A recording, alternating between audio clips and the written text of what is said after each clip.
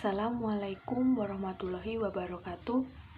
Saya Anissa Dwi Apriliani. Di sini saya ingin mempresentasikan perilaku organisasi bab 10 yang berjudul Memahami Kerja Tim. Nah, mengapa tim menjadi begitu populer? Yang pertama, bukti menunjukkan bahwa tim biasanya bekerja lebih baik daripada individu ketika tugas-tugas yang dilakukan membutuhkan banyak keterampilan. Nah, yang kedua, tim memiliki kecakapan untuk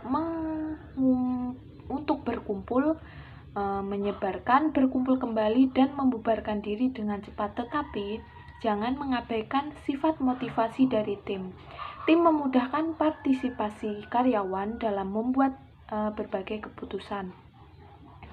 Nah, yang ketiga, ketika menyusun ulang untuk bersaing secara lebih efektif dan efisien, organisasi berubah menjadi beberapa tim sebagai sebuah cara yang baik untuk menggunakan bakat-bakat karyawan. Nah, selanjutnya, perbedaan antara kelompok kerja dan tim kerja. Kelompok kerja adalah kelompok yang berinteraksi terutama untuk berbagai informasi dan membuat berbagai keputusan untuk membantu setiap anggota bekerja di dalam area tanggung jawabnya. Tim kerja yaitu menghasilkan sinergia positif melalui usaha yang terkoordinasi. Usaha-usaha individual mereka menghasilkan satu tingkat kinerja yang lebih tinggi daripada jumlah masukan individual. Jenis-jenis tim. Jenis-jenis tim dibagi menjadi 4. Yang pertama ada tim penyelesai masalah. Tim penyelesai masalah yaitu kelompok-kelompok yang terdiri atas 5-12 karyawan dari departemen yang sama yang bertemu selama beberapa jam setiap minggu untuk mendiskusikan berbagai cara peningkatan kualitas, efisien, dan lingkungan kerja. Nah, yang kedua ada tim kerja yang mengelola diri sendiri. Maksudnya adalah kelompok kerja biasanya 10-15 anggota yang melakukan pekerjaan yang sangat berhubungan atau saling bergantung dan memikul tanggung jawab yang banyak dari para pengawas mereka sebelumnya. Nah, selanjutnya yang ketiga ada tim virtual. Tim virtual yaitu tim yang menggunakan teknologi komputer untuk menyatukan anggota-anggota yang terpisah secara fisik guna mencapai tujuan bersama. Nah, 3 faktor utama yang membedakan tim virtual dari tim yang bertemu muka secara langsung. Yang pertama ada ketiadaan isyarat-isyarat paraverbal dan nonverbal. Yang kedua ada konteks sosial yang terbatas. Yang ketiga ada kemampuan untuk mengatasi keterbatasan waktu dan ruang. Nah, yang keempat ada tim lintas fungsional. Tim lintas fungsional yaitu para karyawan yang berasal dari tingkat hierarkis yang kurang lebih sama, tetapi dari berbagai bidang pekerjaan yang berbeda yang berkumpul untuk menyelesaikan tugas. Selanjutnya, menciptakan tim yang kreatif. Nah, menciptakan tim yang kreatif ini dibagi menjadi 4. Yang pertama ada konteks. Konteks ini dibagi menjadi 4 lagi. Yang pertama ada sumber-sumber yang memadai. Yang kedua ada kepemimpinan dan struktur. Yang ketiga ada suasana kepercayaan. Yang terakhir ada evaluasi kinerja dan sistem-sistem penghargaan. Selanjutnya yang kedua adalah komposisi. Komposisi ini dibagi menjadi 7. Yang pertama ada kemampuan dari para kelompok. Yang kedua ada kepribadian. Yang ketiga ada alokasi peran-peran. Yang keempat ada perbedaan. Yang kelima ada ukuran tim-tim. Yang keenam ada fleksibilitas anggota. Dan yang terakhir ada pilihan-pilihan anggota. Nah, yang ketiga ada rancangan pekerjaan, dan yang terakhir ada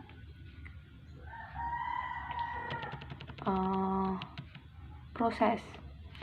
Proses ini ada tujuan umum, tujuan khusus, ada efektivitas tim, ada tingkat konflik, dan yang terakhir ada kemalasan sosial. Nah, yang pertama akan kita bahas yaitu konteks. Konteks poin yang pertama ada sumber yang memadai. Nah, tim adalah bagian dari sebuah sistem organisasi yang lebih besar. Kekurangan sumber daya ini secara langsung juga mengurangi kemampuan tim untuk menyelesaikan pekerjaan dengan efektif. Yang kedua ada kepemimpinan dan struktur. Bukti menunjukkan bahwa tim kerja yang mengelola diri sendiri seringkali bekerja dengan lebih baik daripada tim yang mempunyai pemimpin yang ditunjukkan secara formal. Nah, yang ketiga ada suasana kepercayaan. Nah, para anggota dari tim yang efektif saling mempercayai. Nah, kepercayaan antar personal di antara para anggota tim memudahkan kerjasama, mengurangi kebutuhan untuk mengawasi perilaku satu sama lain, dan membatasi anggota-anggota di sekeliling kepercayaan bahwa orang lain dalam tim tidak memanfaatkan mereka. Nah, yang terakhir ada evaluasi kinerja dan sistem penghargaan. Evaluasi kinerja individu, upah per jam yang tetap,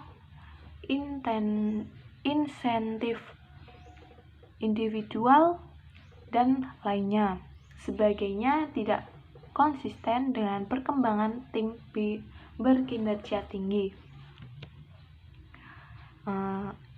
Selanjutnya ada komposisi. Komposisi ini yang pertama ada kemampuan para anggota. Untuk bekerja secara efektif, sebuah tim membutuhkan 3 jenis keterampilan yang berbeda. Yang pertama, tim membutuhkan orang-orang yang memiliki keahlian teknis. Yang kedua, tim membutuhkan orang-orang yang mempunyai keterampilan menyelesaikan masalah dan membuat keputusan, maksud saya, agar bisa mengidentifikasi berbagai masalah. Nah, yang ketiga ada tim membutuhkan orang-orang yang memiliki keterampilan mendengarkan, memberikan umpan balik, resolusi konflik, dan keterampilan antar personal lainnya. Nah, selanjutnya ada kepribadian. Komposisi kepribadian adalah penting untuk keberhasilan tim. Komposisi kepribadian sangat baik untuk menyusun tim dengan orang-orang yang ekstravert, patuh, berhati-hati, stabil secara emosional, dan terbuka. Manajemen juga harus meminimalkan ketidaktetapan di dalam tim mengenai berbagai sifat ini. Selanjutnya ada mengalokasi peran. Nah, tim memiliki kebutuhan yang berbeda dan orang-orang harus dipilih untuk sebuah tim untuk memastikan bahwa sebuah peran itu terisi. Nah, selanjutnya keragaman. Ketika sebuah tim memiliki keberagaman dalam hal kepribadian, gender, usia, pendidikan, spesialisasi fungsional, dan pengalaman, terdapat kemungkinan yang lebih besar bahwa tim tersebut akan memiliki karakteristik yang dibutuhkan untuk menyelesaikan tugas-tugasnya secara efektif. Nah, selanjutnya ada fleksibilitas. Anggota tim dengan para individu yang fleksibel memiliki anggota yang mampu menyelesaikan tugas anggota lainnya. Selanjutnya ada ukuran tim. Ketika suatu tim memiliki terlalu banyak anggota dan akuntabilitas bersama menurun, kemalasan sosial meningkat, dan semakin banyak orang yang enggan berbicara dengan orang lain. Selanjutnya ada preferensi anggota. Tidak semua anggota tim adalah pemain tim. Bila diberikan pilihan, banyak karyawan yang memilih untuk tidak terlibat dalam suatu tim. Ketika individu yang lebih suka bekerja sendiri diminta untuk bergabung dalam sebuah tim, terdapat ancaman secara langsung untuk kepuasan anggota. Oke. Selanjutnya ada rancangan kerja. Rancangan kerja mencakup berbagai variabel seperti kebebasan dan otonomi, peluang, menggunakan berbagai keterampilan dan bakat yang berbeda, kemampuan menyelesaikan seluruh tugas atau produk yang bisa diidentifikasi atau identitas tugas, dan mengerjakan suatu tugas atau proyek yang mempunyai pengaruh yang substansial pada orang lain. Selanjutnya ada proses. Proses yang pertama ada tujuan umum. Tim yang efektif mempunyai tujuan umum dan berarti yang memberikan pengarahan, momentum, dan komitmen untuk para anggotanya. Tujuan ini adalah sebuah visi dan lebih luas daripada tujuan khusus. Para anggota dari tim yang berhasil memberikan waktu dan usaha yang luar biasa untuk berdiskusi, membentuk dan menyetujui sebuah tim yang menjadi milik mereka baik secara kolektif maupun individual. Selanjutnya ya tujuan khusus. Tim yang berhasil adalah tim yang mengubah tujuan umum mereka menjadi kinerja yang realistis, bisa diukur, dan khusus. Selain itu, konsistensi dengan peneliti mengenai tujuan individual, tujuan tim yang harus menantang. Tujuan-tujuan yang sulit diketahui dapat meningkatkan kinerja tim di atas kriteria-kriteria yang ditentukan. Selanjutnya ada efektivitas tim. Tim yang efektif memiliki rasa percaya diri dalam diri mereka. Mereka yakin bisa berhasil. Kita menyebut hal ini sebagai efektivitas tim. Keberhasilan menghasilkan keberhasilan. Tim yang berhasil saat ini memiliki keyakinan bahwa esok mereka akan lebih berhasil, sehingga memotivasi mereka untuk berusaha lebih giat. Dua pilihan yang mungkin untuk meningkatkan efektivitas adalah membantu tim yang mencapai keberhasilan kecil dan memberikan pelatihan keterampilan. Selanjutnya ada tingkat konflik. Tingkat konflik dalam sebuah tim tidak terlalu buruk. Tim yang sama sekali tidak memiliki konflik kemungkinan besar menjadi stagnan. Konflik tugas menstimulus kondisi, mendorong penilaian kritis untuk berbagai masalah dan pilihan, dan bisa menghasilkan keputusan yang lebih baik. Jadi, tim-tim efektif dapat digolongkan menurut tim konflik yang sesuai. Nah, yang terakhir ada kemalasan sosial.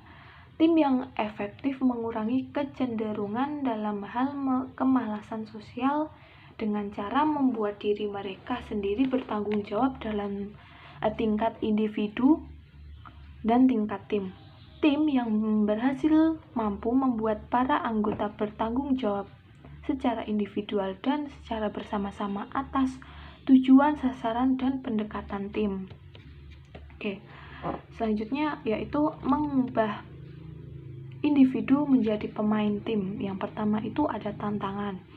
Tantangan terbesar dalam membentuk pemain tim adalah ketika kultur nasional sangat individualistis dan tim diperkenalkan ke sebuah organisasi yang kokoh dan dari dulu menghargai pencapaian individual.